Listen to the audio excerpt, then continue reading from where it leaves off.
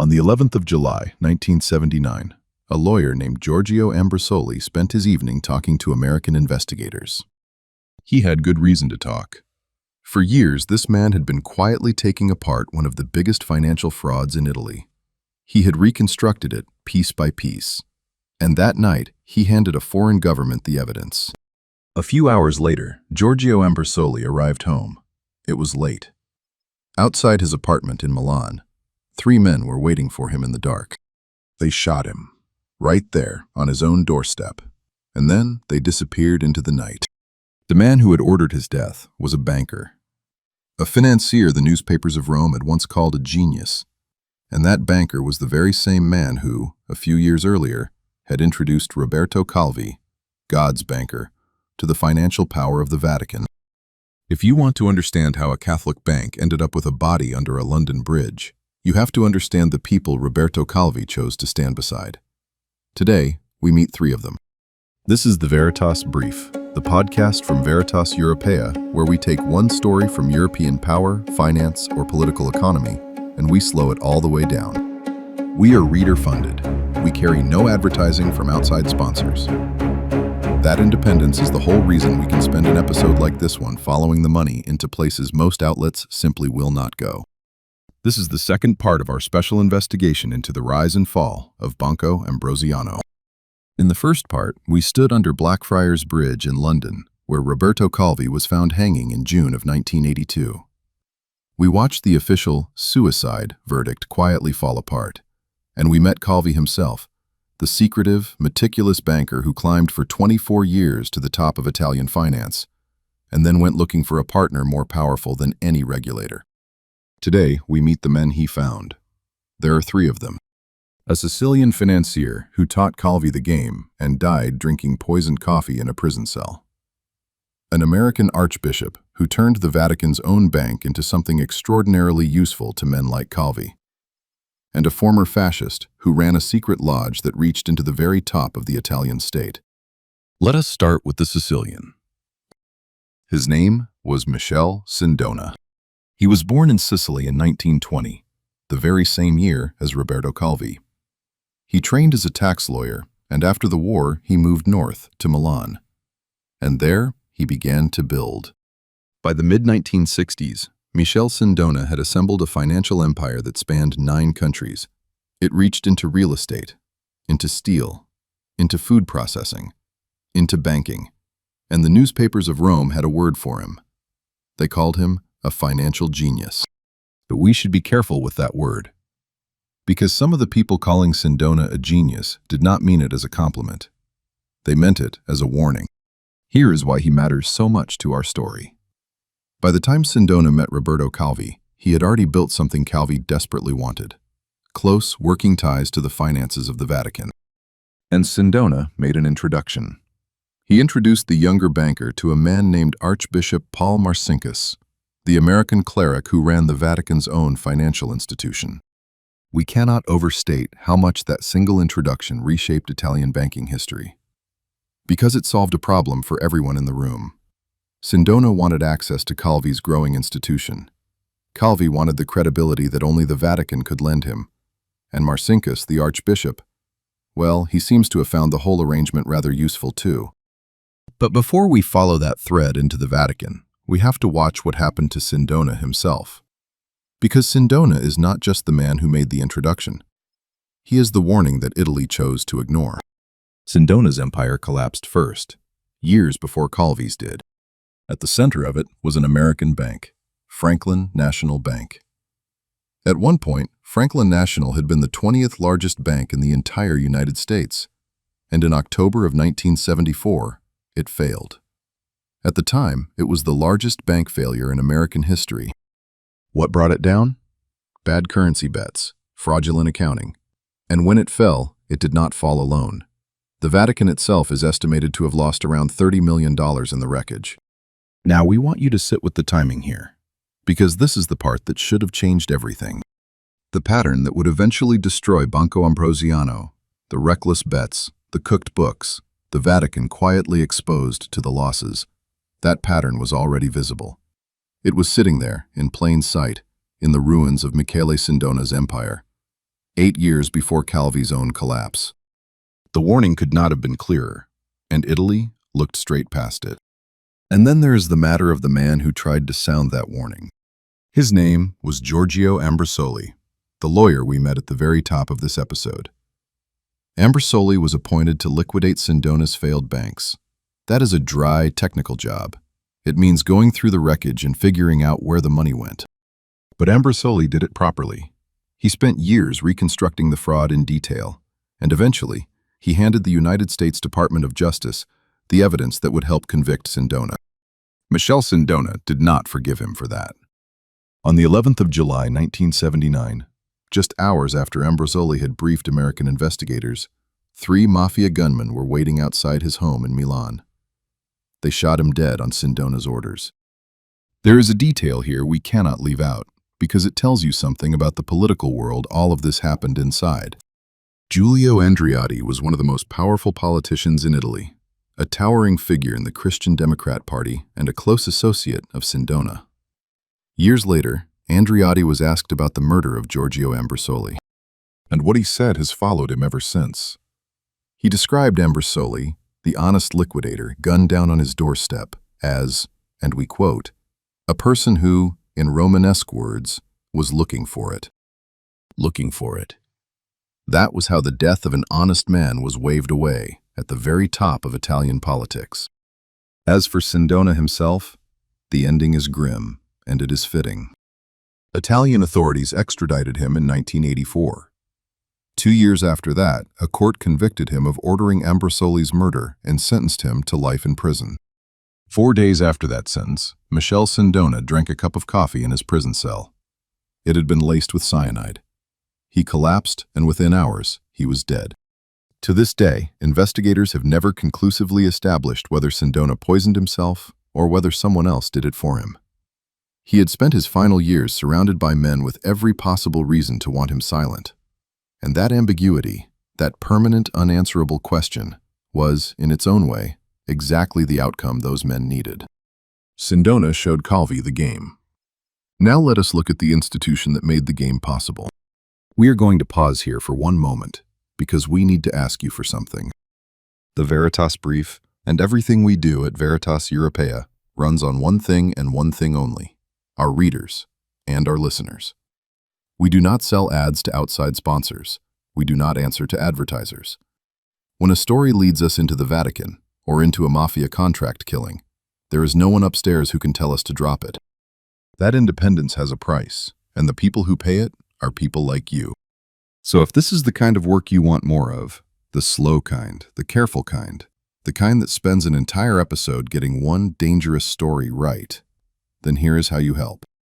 Go to veritaseuropaea.eu and sign up. Start with the free newsletter. It costs you nothing, and it is the best way to keep the work coming. And if you are able to become a paying member, understand what you are really doing. You are not buying a product. You are keeping a newsroom independent.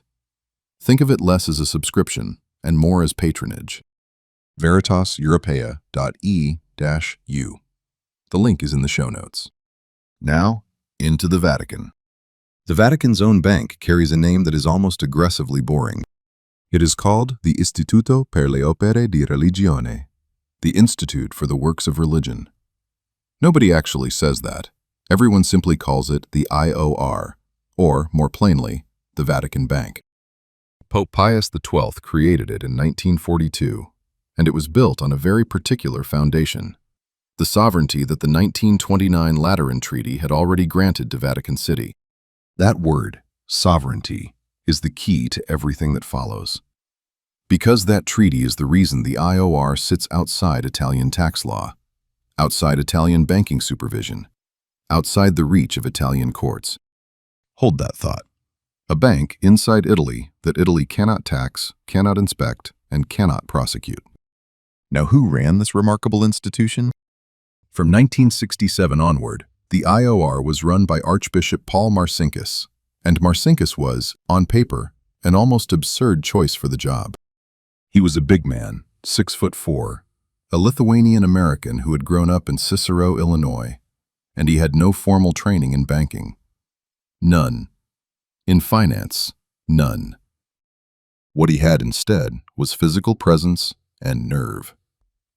Marcinkus had made his name as a kind of papal bodyguard. On a visit to Manila in 1970, he physically shielded Pope Paul VI from a man lunging at him with a knife. And it was that physical courage, that usefulness in a crisis, far more than any financial credential, that lifted Marcinkus into the Vatican's inner circle. A bodyguard, running a bank. But here's the thing. What Marcinkus lacked in banking expertise, the IOR made up for with something no ordinary bank possesses: its sovereign status. Let us lay out what that actually meant, because it is the heart of the whole scheme. The Institute answered to no external regulator. It published no meaningful accounts. It paid no taxes. Now think about that combination from the point of view of a man like Roberto Calvi. If you are trying to move money quietly, past a nation's controls, and you need banks around the world to trust that money, then an institution that keeps no public books and answers to no regulator is not a problem. It is an asset. It is extraordinarily valuable. And Calvi understood that value immediately. Of course he did. Michele Sindona had just introduced him to the Archbishop. So the relationship deepened, and it deepened fast. The IOR became a shareholder in Banco Ambrosiano itself, the Vatican Bank, holding a stake in Calvi's bank.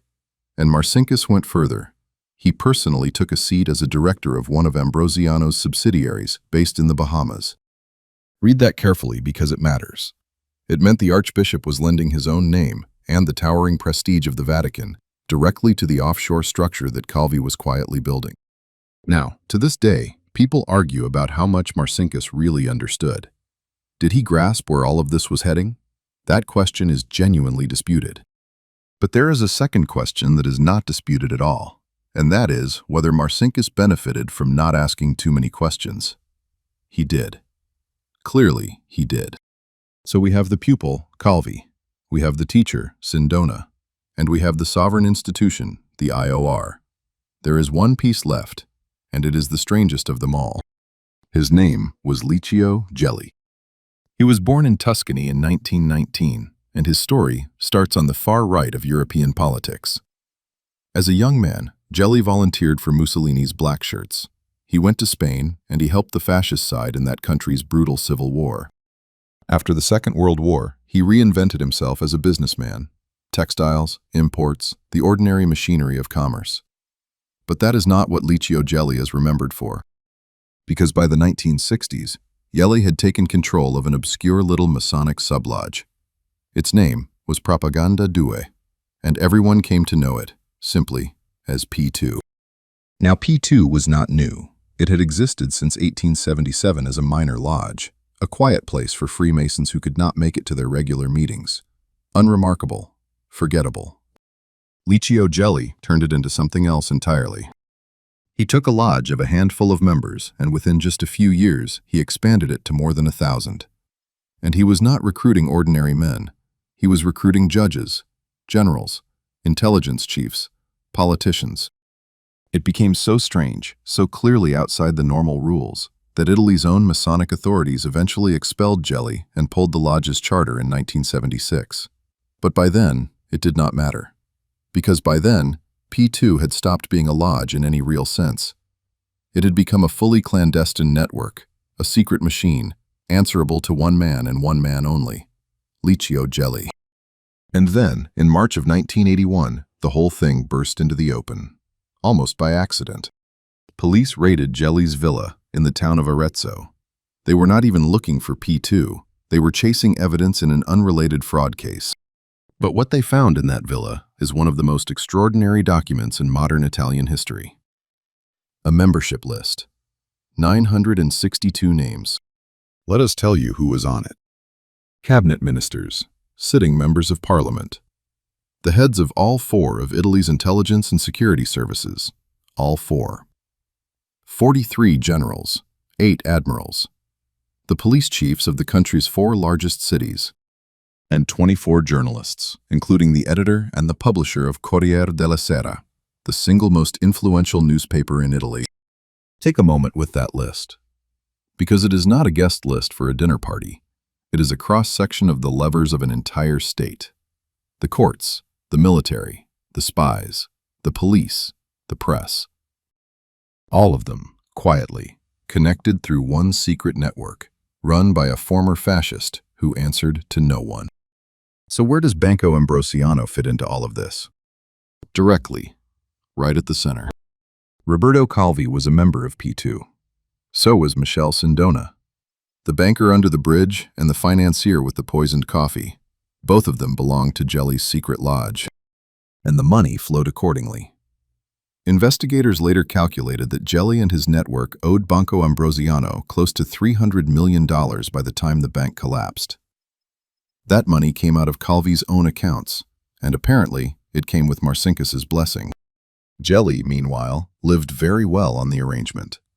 He kept a suite in a 5-star hotel in Rome, and he used his money and his network to build real political ambition. Investigators found a document tied to him. They called it the Plan for Democratic Rebirth. It was, in effect, a blueprint for quietly controlling Italy's political parties, its judiciary, and its press. And this is the moment the whole story changes shape. Because before that raid in Arezzo, you could look at Banco Ambrosiano and see one crooked banker. One man, one fraud, however large. After the P2 list, that reading was no longer possible.